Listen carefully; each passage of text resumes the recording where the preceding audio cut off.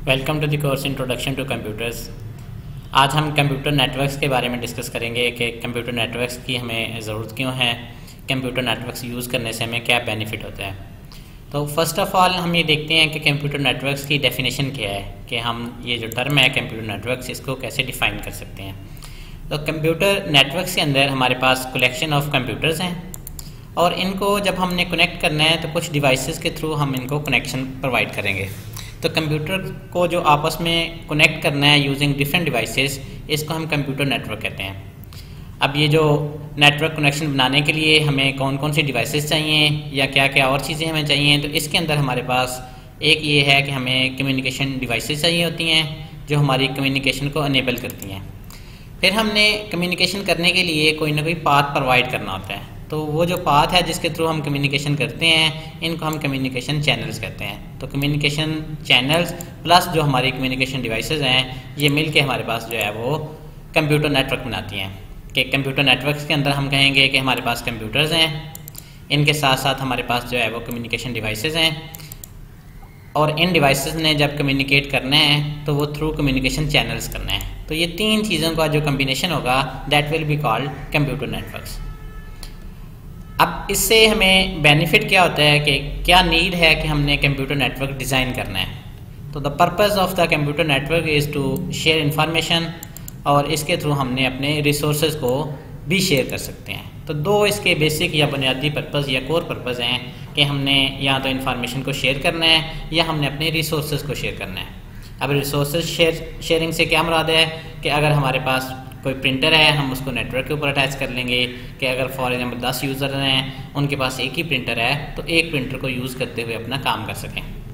इसी तरह हम ये कर सकते हैं कि बजाय इसके कि हर कंप्यूटर के अंदर अलग-अलग हम फाइल्स को स्टोर करें, हम एक सेंट्रल कंप्यूटर के ऊपर फाइल्स को स्टोर कर लेंगे। तो इस तरह के डिफरेंट रिसोर्सेज को यूज़ करने के लिए हम कंप्यूटर नेटवर्क डिज़ाइन करते हैं। अब रिसोर्सेज के अंदर हमारे पास प्रिंटर्स हो सकते हैं, देयर विल बी स्कैनर्स, और हमारे पास जो है वो स्टोरेज डिवाइसेस हो सकती हैं। इसके अलावा भी हमारे पास और डिफरेंट जो डिवाइसेस हैं वो नेटवर्क के ऊपर अटैच हो सकती हैं।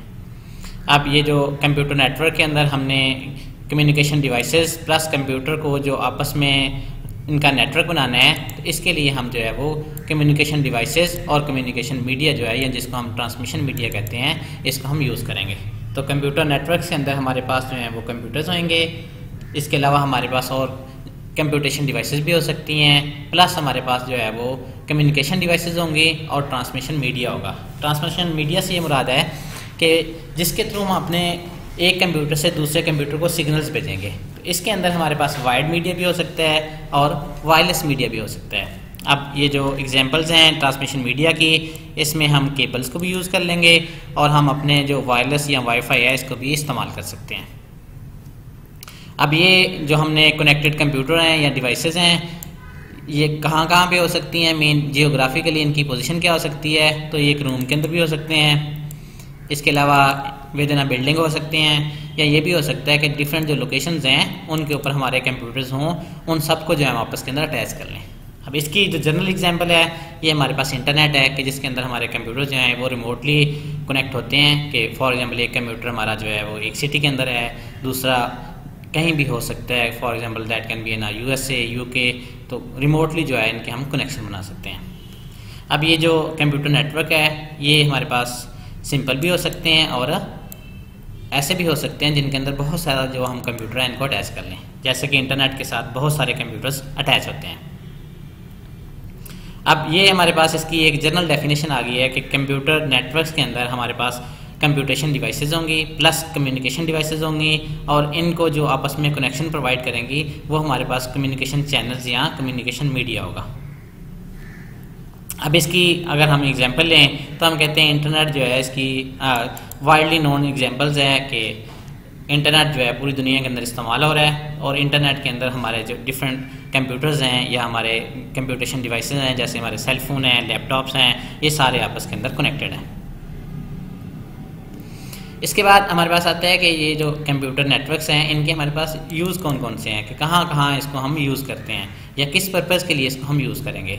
तो पूरी दुनिया के अंदर जो है वो लोग कंप्यूटर्स को यूज़ कर रहे हैं। अब जो कंप्यूटर का बेसिक यूज़ है वो हम कहते हैं कम्युनिकेशन करने के लिए, या हमने अपने रिसोर्सेज को यूटिलाइज़ करना है। अब इसमें ये भी हो सकता है कि हमारे जो बिज़नेस के टास्क हैं या हमारे जो डिफरेंट ऑफिसेज हैं जो विद इन अ सिटी हैं, या हमारे पास जो है मल्टीपल सिटीज़ के अंदर ऑफिसेज हैं, तो उनको आपस के अंदर कनेक्शन प्रोवाइड करने के लिए इसी तरह हमारे घरों के अंदर जो है हम कंप्यूटर नेटवर्क्स को यूज़ कर रहे हैं।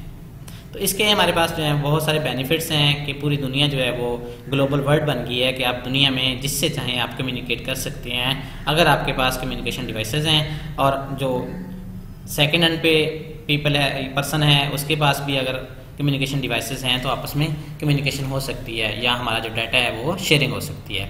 तो इसका जो फर्स्ट यूज़ है ये कम्युनिकेशन के अंदर है कि अगर लोगों ने आपस में कम्युनिकेट करना है तो वो कंप्यूटर नेटवर्क को यूज़ करते हुए कम्युनिकेट कर सकते हैं। अब इसके अंदर हमारे पास डिफरेंट तरीके हैं कम्युनिकेट करने के लिए। फॉर एग्जांपल हमारे जो सेल फ़ोन के अंदर डिफरेंट ऑप्शंस भी अवेलेबल हैं कि हम व्हाट्सएप के थ्रू कम्युनिकेट कर सकते हैं। इसी तरह हमारे पास जो ईमेल है, SMS है, तो डिफरेंट तरीके हैं। इसके अंदर ऑडियो कॉल भी हो सकती है, वीडियो कॉल भी हो सकती है। तो डिफरेंट जो हमारे पास वेज अवेलेबल हैं जिनके थ्रू हम आपस में कम्युनिकेट कर सकते हैं। फिर हमारे पास ये है कि हम फॉर एग्जांपल आपके पास एक फ़ाइल है या पिक्चर है या कोई डाटा है, अगर आप किसी दूसरे पर्सन को शेयर करना चाहें तो इसका जो सेकंड यूज़ है वो डाटा शेयरिंग के लिए है कि अगर हमारे कंप्यूटर हैं या सेल फोन्स हैं ये नेटवर्क के ऊपर कनेक्टेड हैं तो इसके थ्रू हम अपने डाटा को शेयर कर सकते हैं from one device to other device. Internet के ऊपर बहुत सारा जो डाटा है आजकल जो है वो शेयर हो रहा है। फॉर एग्जांपल कोई वीडियो है, ऑडियो फाइल है, या कोई डॉक्यूमेंट्स हैं, बुक्स हैं, तो ये सारी जो है हमारे पास डाटा शेयरिंग आती है। इसके अलावा हमारे पास ये हो सकता है कि एक सेंट्रलाइज कंप्यूटर हो जिसके ऊपर जो है वो सॉफ्टवेयर कोई रन हो रहा है। इस सॉफ्टवेयर को जो है वो मल्टीपल पीपल एक्सेस कर सकते हैं। तो जो सॉफ्टवेयर शेयरिंग है इसको भी हम यूज़ कर सकते हैं यूजिंग कम्युनिकेशन नेटवर्क। अब कंप्यूटर जो नेटवर्क्स हैं इसके थ्रू हमारी जो एप्लीकेशन सॉफ्टवेयर्स हैं या और बहुत सारे जो सॉफ्टवेयर हैं जो एक सर्वर कंप्यूटर के ऊपर लाई करते हैं, थ्रू क्लाइंट कंप्यूटर हम इसको एक्सेस कर सकते हैं। जो भी हमारा क्लाइंट सर्वर मॉडल होता है उसके अंदर हमारे पास जो है वो कंप्यूटर नेटवर्क्स का आना ज़रूरी है। अगर कंप्यूटर नेटवर्क्स जो है वो ये अवेलेबल नहीं होगा तो हमारा जो क्लाइंट और सर्वर कंप्यूटर्स हैं ये आपस में कम्युनिकेट नहीं कर सकते हैं। अब इसका हमें जनरल बेनिफिट ये होगा कि फॉर एग्जांपल एक सॉफ्टवेयर है, अगर उसको सिंगल पर्सन परचेज़ करता है तो उसकी कॉस्ट जो है वो ज़्यादा होती है कि अगर एक सिंगल ने इसको परचेज़ किया एक सॉफ्टवेयर को तो उसकी कॉस्ट हाई होएगी। अब इस सॉफ्टवेयर को यूज़ करने वाले बहुत सारे लोग हैं, तो वो ये करते हैं कि एक जगह के ऊपर ये सॉफ्टवेयर पड़ा होता है, उसको इस्तेमाल करने की जो कॉस्ट है वो सारे यूज़र के ऊपर शेयर हो जाती है। तो इससे हमें बेनिफिट ये होता है कि बहुत सारे जो लोग हैं एक टाइम के ऊपर उस सॉफ्टवेयर को यूज़ कर सकते हैं, उनकी जो रिक्वायरमेंट है वो पूरी हो सकती है, लेकिन उसकी जो कॉस्ट है वो सब पे डिवाइड हो जाती है। इस तरह हमें एक आसानी हो जाती है कि एक सॉफ्टवेयर हम यूज़ करना चाह रहे हैं, हमें उसकी कॉस्ट भी कम पे करनी पड़ती है, जबकि हम उससे अपना जो यूज़फुल वर्क है वो ले सकते हैं। इसके अलावा जो कंप्यूटर नेटवर्क्स हैं इनका बेनिफिट ये है कि हार्डवेयर शेयरिंग के अंदर भी कंप्यूटर नेटवर्क्स को यूज़ किया जाता है कि फॉर एग्जांपल अगर हमारे पास एक ही प्रिंटर है या स्कैनर है और एक ऑफिस के अंदर 10 या 15 लोग जो हैं वो काम करने वाले हैं, तो एक कंप्यूटर या स्कैनर को यूज़ करते हुए अपना जो टास्क है परफॉर्म कर सकते हैं। इसी तरह ये भी हो सकता है कि हम जो अपना डाटा स्टोर करना चाह रहे हैं तो डाटा स्टोर करने की दो ऑप्शंस होती हैं, या तो हम लोकली अपने कंप्यूटर के ऊपर सेव कर लें या हमें जो है वो नेटवर्क के ऊपर स्टोरेज कैपेसिटी अवेलेबल होगी ताकि जो यूज़र हैं वहाँ पे अपना डाटा स्टोर कर सकें। डाटा इसके सेव करना रिमोटली मीन किसी सर्वर के ऊपर जब हम सेव करते हैं तो उसका हमें बेनिफिट ये मिलता है कि हम उसको कहीं भी बैठ के इसको एक्सेस कर सकते हैं।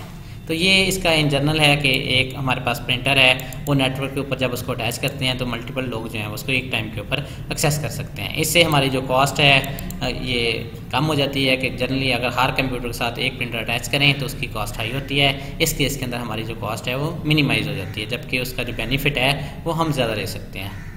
तो कॉस्ट वर्सेस बेनिफिट जब हम एनालिसिस करते हैं तो इसके अंदर कंप्यूटर नेटवर्क्स जो हैं ये हमें हेल्प करते हैं कि हम जो है वो अपना कम कॉस्ट पे करते हुए ज़्यादा बेनिफिट ले सकें। तो बहुत सारी जो ऑर्गेनाइजेशंस हैं वो अपनी जो हैं वो अगर उनके अंदर सारी डिवाइसेस को सेपरेटली हम यूज़ करें तो उस केस के अंदर उनकी कॉस्ट जो है वो इंक्रीज़ हो जाती है, जबकि अगर हम कंप्यूटर नेटवर्क से यूज़ करते हुए रिसोर्सेज को शेयर कर लें तो इसमें हमारी जो कॉस्ट है ये सेव हो जाती है। इसके अलावा कंप्यूटर नेटवर्क का जो हमें एडवांटेज ये है कि हमारे पास जो है वो इंटरनेट की शेयरिंग है। अब इंटरनेट की शेयरिंग के थ्रू हम जो है डिफरेंट तरह की सर्विसेज, फॉर एग्जांपल हम कम्युनिकेशन कर सकते हैं, फाइल्स को डाउनलोड कर सकते हैं, अपलोड कर सकते हैं। तो ये हमें जो है वो इंटरनेट हम शेयर कर सकते हैं। अब इंटरनेट जब हमने शेयर करना है तो फॉर एग्जांपल हमारे ऑफिस के अंदर एक ही कनेक्शन आ रहा है, तो अगर हमारे पास नेक्स्ट हम एक नेटवर्क बना लेंगे अपना लोकल, तो एक ही नेटवर्क को हम जो है वो शेयर कर लेते हैं। जैसे कि हमारे पास जो है वो वाईफाई है, तो वाईफाई के साथ एक टाइम के ऊपर मल्टीपल जो है वो डिवाइसेस को हम अटैच कर सकते हैं। इसके अलावा हमारे पास इसका जो यूज़ है या जो कंप्यूटर नेटवर्क्स का हमारा जो फीचर है वो ये है कि हम इसकी जो सॉफ्टवेयर की मैनेजमेंट है इसको सेंट्रलाइज कर सकते हैं कि एक ही जो सॉफ्टवेयर है हमारे पास जो सर्वर कंप्यूटर है उसके ऊपर हम अपने सॉफ्टवेयर को इंस्टॉल कर लेते हैं। अगर उस सॉफ्टवेयर को अपडेट करने की ज़रूरत पड़ती है तो हमें सिर्फ एक जगह के ऊपर अपडेट करनी पड़ेगी और वो सिर्फ सर्वर कंप्यूटर के ऊपर करेंगे। बाकी जितने भी क्लाइंट जो हैं उसको नॉर्मल एक्सेस करेंगे। क्लाइंट्स को नहीं पता होगा कि हमारा सॉफ्टवेयर जो है वो अपडेट हुआ है कि नहीं हुआ। अब इससे मेजर बेनिफिट ये है कि अगर एक ही सॉफ्टवेयर के वर्जन मल्टीपल लोग यूज़ कर रहे हैं तो उनकी जो अपडेट है वो सेंट्रलाइज हो जाती है कि एक ही जगह के ऊपर जब नई अपडेट आएगी तो उसी सॉफ्टवेयर को हम अपडेट कर देंगे। इसके अलावा हमारा जो इंस्टॉलेशन है या अपडेशन है ये भी हमारी जो है इंडिविजुअल कंप्यूटर के बजाय जब सेंट्रलाइज कंप्यूटर के ऊपर होती है तो उससे हमारा जो टाइम है वो सेव हो जाता है और ये सारी की सारी हमारी जो एक्सेस होगी ये यूजिंग कंप्यूटर नेटवर्क होगी। इसके अलावा बेनिफिट ये है कि जब हम अपने डाटा को सेंट्रलाइज्ड एक जगह के ऊपर सेव करते हैं तो हमें एक ही जगह को सिक्योर करना पड़ेगा कि अगर 10 यूज़र हैं बजाय इसके कि उन्होंने 10 कंप्यूटर के ऊपर डाटा स्टोर किया हुआ है, उन्होंने एक सेंट्रलाइज कंप्यूटर के ऊपर डाटा जो है वो सेव कर लिया है। अब इस सेव करने से एक जगह के ऊपर हमें मेजर बेनिफिट ये चीज़ होता है कि हमारी जितनी भी सिक्योरिटी और मैनेजमेंट है ये सब सिर्फ हमें एक जगह के ऊपर करनी पड़ेगी। अदरवाइज़ जो 10 यूज़र हैं उनको हर यूज़र को अपने कंप्यूटर के ऊपर अपने डाटा को सिक्योर करना पड़ेगा और उसकी मैनेजमेंट करनी पड़ेगी। तो इससे हमें सेंट्रलाइज करने से, डाटा सेव करने से हमें ये बेनिफिट हो गया कि एक जगह के ऊपर जब हम सेंट्रलाइज कंप्यूटर के ऊपर डाटा को सेव करते हैं तो इस पे हम जो है अपनी पॉलिसीज़ हैं या डाटा सिक्योरिटी की जो हमारे पास नई टेक्निक्स आती हैं वो एक ही जगह के ऊपर हम इसको अप्लाई करेंगे। अब अगर हमारे पास जो है एडमिनिस्ट्रेटर ने किसी पॉलिसी को या किसी चेंज किया कि फ़लाँ जो पर्सन है वो सिर्फ डाटा को रीड कर सकता है या उसको राइट कर सकता है। अब ये जो डाटा जब हम सेंट्रलाइज सेव करते हैं तो इसके अंदर हमारे पास मल्टीपल ऑप्शंस होती हैं कि फॉर एग्जांपल अगर ये यूज़र 1 है, ये यूज़र 2 है, ये फॉर एग्जांपल यूज़र 3 है, तो हर एक को एक रोल दिया गया होता है कि कौन जो है 2 ऑपरेशन मेजर होते हैं कि हमने डाटा को रीड भी करना है और हमने डाटा को राइट करना है। अब इसमें से यूज़र 1 के पास क्या राइट है, क्या वो सिर्फ डाटा को देख सकता है या नए डाटा को राइट भी कर सकता है या इसके अंदर डाटा किसी को डिलीट भी कर सकता है। इनको हम कहते हैं पॉलिसीज़ हैं। तो डाटाबेस का जो एडमिनिस्ट्रेटर होता है उसका काम होता है इन पॉलिसीज़ को अलाउ करना कि किस यूज़र के क्या राइट्स हैं कि आप डाटा को वहाँ से डिलीट कर सकते हैं कि नहीं कर सकते, आप डाटा को अपडेट कर सकते हैं कि नहीं कर सकते, आप डाटा को व्यू कर सकते हैं कि नहीं कर सकते। तो इस तरह की डिफरेंट जो पॉलिसीज़ हैं जिसके अंदर यूज़र के राइट होते हैं कि जो भी यूज़र होगा उसके क्या राइट्स होंगे। फॉर एग्जाम्पल जो एडमिन होता है वो डाटाबेस के ऊपर सारे ऑपरेशन परफॉर्म कर सकता है कि नए डाटा को राइट भी कर सकता है, इसके अलावा डाटा को मॉडिफाई भी कर सकता है। जबकि कुछ ऐसे यूज़र होंगे जो सिर्फ डाटा को व्यू कर सकेंगे। अब इसके अलावा ये होता है कि जब हम इसको सेंट्रलाइज एक जगह के ऊपर सेव कर लिया तो अगर हमने बैकअप भी लेना है तो सिर्फ एक जगह के ऊपर जो डाटा पड़ा हुआ है, मीन सेंट्रलाइज सर्वर के ऊपर डाटा पड़ा है, इसका ही हमें बैकअप लेना पड़ेगा। इससे हमें जो एक और सेकेंडरी बेनिफिट ये हुआ कि हमारी जो डिस्क स्पेस है ये भी हमारी जो एफिशिएंट यूटिलाइजेशन होगी कि हर जो बजाय इसके कि हम लोकली हर कंप्यूटर के ऊपर डाटा सेव करें या जो सॉफ्टवेयर है उनको अलहदा से इंस्टॉल करें हर कंप्यूटर के ऊपर, हम जब अब एक सेंट्रलाइज कंप्यूटर के ऊपर अपने एप्लीकेशन प्रोग्राम्स को इंस्टॉल करते हैं तो इस केस के अंदर हमारी जो हार्ड डिस्क है इसकी जो स्पेस है ये एफिशिएंट यूटिलाइज हो जाती है कि बजाय इसके कि 10 कंप्यूटर के ऊपर हम अपने सॉफ्टवेयर को इंस्टॉल करें, हम एक ही कंप्यूटर के ऊपर अपने सॉफ्टवेयर को इंस्टॉल कर लेते हैं। तो बजाय 10 कॉपीज़ बनने के एक सिंगल जो कॉपी है वो हमारी बनती है या एक सिंगल सॉफ्टवेयर जो है वो एक जगह के ऊपर इंस्टॉल होता है। इंडिविजुअल कंप्यूटर के ऊपर हमें अपने ना डाटा को स्टोर करने की ज़रूरत है ना हमारा जो सॉफ्टवेयर है वो वहाँ पे स्टोर होगा। इससे हमारी जो डिस्क स्पेस है इसकी यूटिलाइजेशन जो है ये एफिशिएंट हो जाती है। इसके अलावा इसका जो हमें बेनिफिट है कि परफॉर्मेंस की जो इन्हांसमेंट है ये हो जाती है। अब परफॉर्मेंस जो है ये इन्हांस कैसे होती है कि अगर हमने कोई एक टास्क परफॉर्म करना है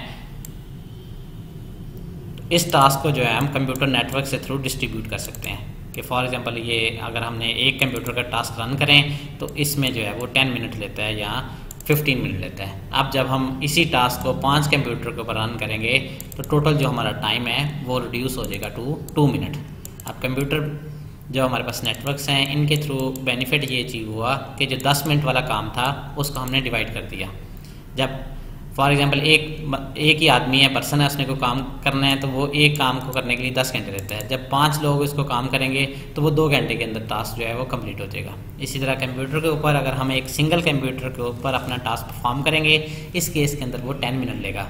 लेकिन अगर हमारे पास 5 कंप्यूटर्स जो हैं ये टास्क परफॉर्म करें तो वो 2 मिनट लेंगे या 2.5 मिनट लेंगे। अब ये थोड़ा सा 2 मिनट से टाइम इसलिए ज़्यादा होता है कि जब हम टास्क को डिवाइड करते हैं और आउटपुट को कंबाइन करते हैं उस केस के अंदर हमें थोड़ा सा टाइम ज़्यादा लगता है। तो इस चीज़ को हम कहते हैं कि ये डिस्ट्रीब्यूटेड कंप्यूटिंग है कि एक टास्क जो है हमने बहुत सारे कंप्यूटर्स के ऊपर जो कंप्यूटर नेटवर्क्स के थ्रू अटैच्ड हैं आपस के अंदर उन पे डिवाइड कर लिया है। अब इससे हमारी जो परफॉर्मेंस है ये इन्हांस हो गई है कि हमारी एफिशिएंसी इंक्रीज़ हो गई है। कंप्यूटर नेटवर्क्स ने ही हमें अनेबल किया है कि इसके थ्रू हम जो है डिफरेंट तरह की मूवीज़ म्यूज़िक जो है आपस में शेयर कर सकते हैं, हम डाउनलोड कर सकते हैं। तो ये वाला जो इंटरटेनमेंट वाला पार्ट है ये भी हमें कंप्यूटर नेटवर्क्स ही प्रोवाइड करता है।